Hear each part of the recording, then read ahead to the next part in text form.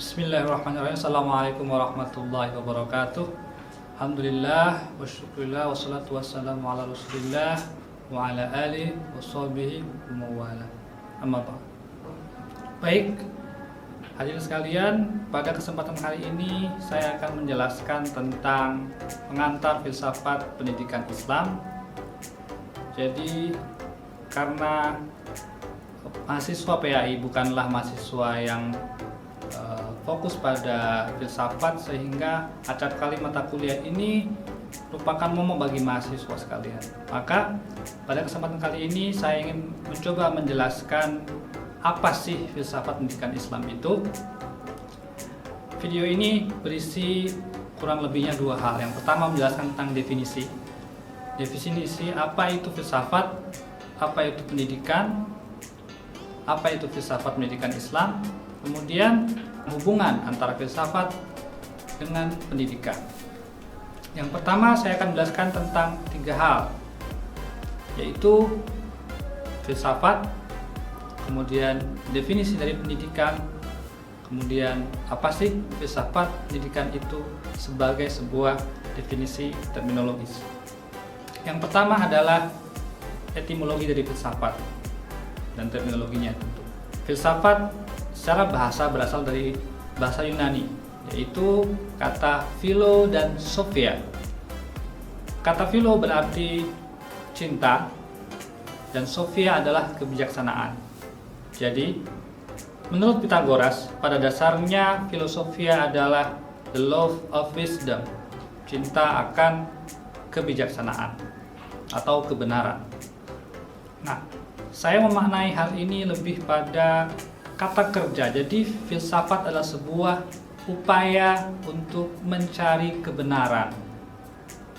Maka di sana ada proses berpikir yang runtut, yang rasional, meskipun ada berbagai macam aliran.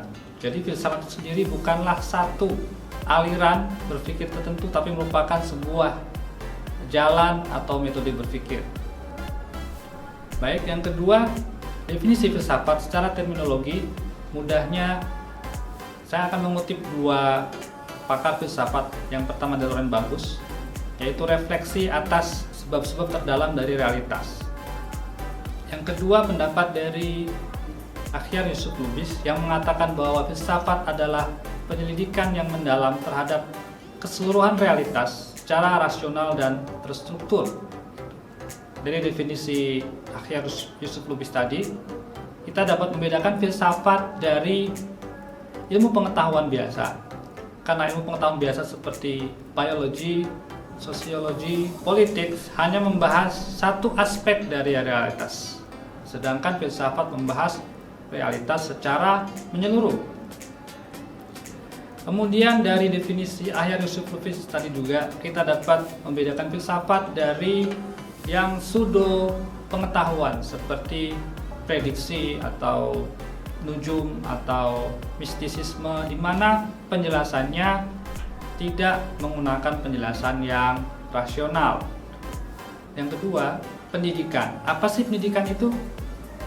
Kalau kita merujuk kepada definisi di Kamus Besar Bahasa Indonesia, maka pendidikan adalah kata didik yang diberi awalan pe dan akhiran an. Pendidikan. Artinya adalah cara mendidik atau upaya untuk mengubah perilaku atau sikap dari yang terdidik dengan proses pelatihan dan pengajaran. Itu definisi pendidikan dari Kamus Bahasa Indonesia.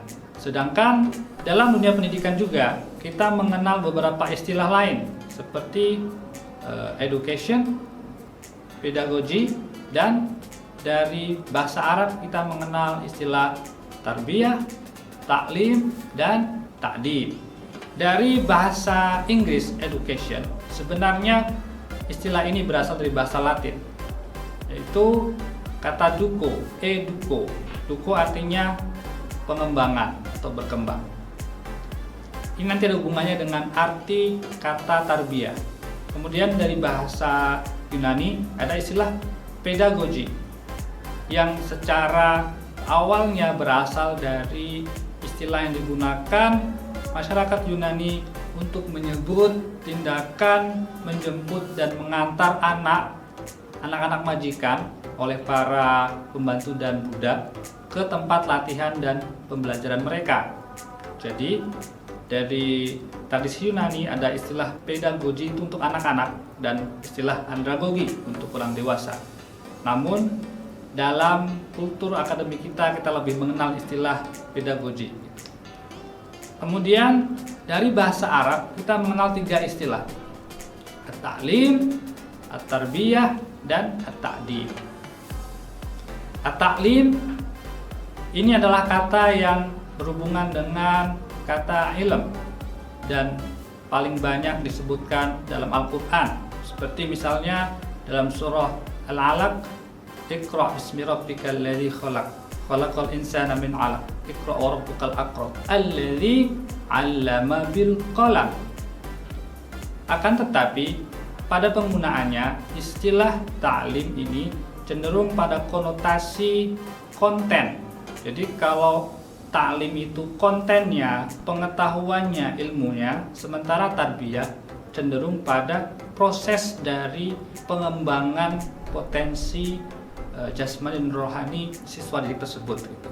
Kemudian perbedaannya lagi, biasanya ta'lim cenderung ditekankan pada aspek kognitif saja, sementara tarbiyah cenderung kepada aspek sosial, dan istilah ta'dib pada aspek spiritual dan emosional. Kemudian istilah tarbiyah menurut Raghib Al-Asfahani merupakan kata yang lebih tepat untuk menjelaskan definisi tarbiyah dalam tradisi Islam, karena istilah tarbiyah itu sesuai atau kembali kepada istilah Rob yang bermakna Tuhan. Dalam makna lain, Rob adalah pemelihara alam semesta ini. Maka proses tarbiyah adalah proses pemeliharaan yang dilakukan secara bertahap kepada perkembangan objek dari tarbiyah tersebut. Kemudian menurut Abdurrahman An-Nahlawi, kata tarbiyah juga dekat dengan kata roba yarbu yang berarti bertumbuh dan berkembang. Maka kita sama-sama mengetahui dalam proses pendidikan adalah proses di mana terdapat pertumbuhan dan perkembangan dari anak didik secara bertahap. Sementara itu, Naqib Al-Atas mengkritik istilah tarbiyah digunakan pada pendidikan Islam. Argumennya, Rasulullah SAW menyebutkan dalam sebuah hadis yang diriwayatkan fi maknahu adabani rabbi fa ahsana ta'dibi. Jadi proses pendidikan Nabi Muhammad SAW itu bukanlah proses yang hanya satu aspek kognitif saja atau psikomotorik saja, tapi proses yang menyeluruh, sehingga bagi Al-Atas konsep ta'dib ini lebih cocok bagi pendidikan Islam karena dia mencakup banyak aspek, bukan hanya pengetahuan tapi juga skill, kebijaksanaan, wawasan, sikap, semua aspek. Nah, ini sebenarnya mirip dengan pendapat Aristoteles ketika menjelaskan jenis-jenis pengetahuan. Ada epistem, yaitu pengetahuan, teknik, yaitu tata cara atau skill bagaimana menggunakan keterampilan tertentu. Yang ketiga adalah wisdom, bagaimana seseorang mengetahui bagaimana cara yang baik untuk menerapkan pengetahuannya dan keterampilannya. Sekarang bagian yang kedua, yaitu hubungan antara filsafat dengan pendidikan. Ini penting untuk memahami filsafat pendidikan secara umum dan filsafat pendidikan Islam secara khusus. Menurut John Dewey, filsuf sekaligus tokoh pendidikan, mengatakan bahwa filsafat adalah strategi untuk membentuk manusia, sementara pendidikan adalah pelaksanaan dari strategi tersebut. Lebih mudahnya, As-Sa'id dalam bukunya menjelaskan bahwa filsafat adalah pandangan tentang manusia, the nature of human, sedangkan pendidikan adalah upaya untuk melaksanakan atau mengajarkan pembentukan hakikat manusia tersebut.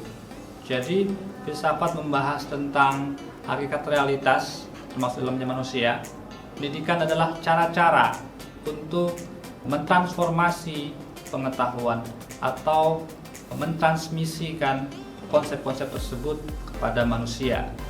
Karena objek filsafat sendiri adalah manusia. Jadi, apa sih filsafat pendidikan itu? Dalam filsafat kita mengenal ada dua aliran atau pendekatan yang berbeda ketika memandang filsafat, yaitu aliran yang memandang filsafat itu mampu menyentuh kepada hakikat realitas.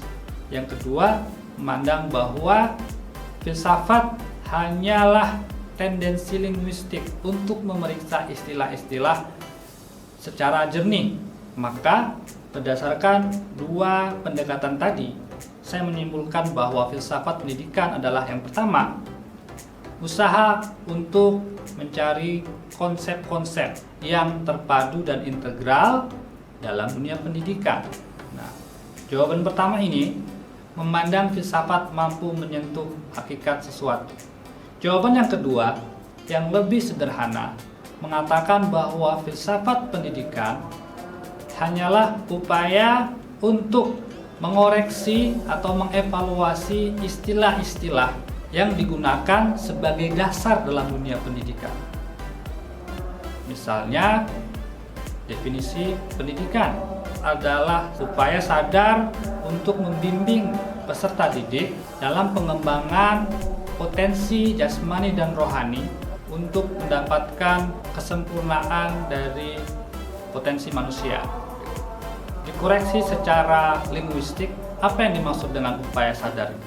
Apa yang membedakan antara upaya sadar dengan upaya yang tidak sadar? Apakah pertemuan si A dan si B di transportasi massal membincang tentang sesuatu tanpa ada tendensi untuk mengubah perilaku tersebut adalah pendidikan? Atau pendidikan harus secara didaktis dilakukan di ruang kelas, secara intensional, secara terencana? Ataukah pendidikan bisa melalui status-status Facebook, atau melalui obrolan-obrolan sederhana, atau melalui vlog segala macam? Apakah itu yang bisa mempengaruhi seseorang, atau harus secara terencana? Baik. Nah, menurut filsafat pendidikan yang analitik, filsafat pendidikan hanya memeriksa istilah-istilah tersebut. Jadi, dalam pandangan filsafat analitik, tugas filsafat pendidikan hanya 3. Yang pertama, mengkritik asumsi-asumsi dasar yang digunakan dalam dunia pendidikan. Yang kedua, memperjelas tujuan-tujuan pendidikan. Yang ketiga, mengevaluasi metode yang digunakan dalam pendidikan. Baik. Kemudian kita akan beranjak pada filsafat pendidikan Islam. Filsafat pendidikan Islam adalah upaya untuk menelisik konsep-konsep dasar dalam dunia pendidikan dengan cara pandang yang Islami. Oleh karena itu, dalam filsafat pendidikan Islam, kita diajarkan dua hal. Yang pertama, pandangan-pandangan pokok tentang filsafat pendidikan secara umum. Yang kedua adalah pendapat-pendapat para ulama secara historis dari tradisi Islam mengenai pendidikan dan dunia pendidikan secara lebih luas yang terdapat dari tradisi keilmuan kita. Baik, video kali ini sampai di sini. Selanjutnya kita akan membahas tema-tema yang lebih mendalam pada video berikut. Assalamualaikum warahmatullahi wabarakatuh.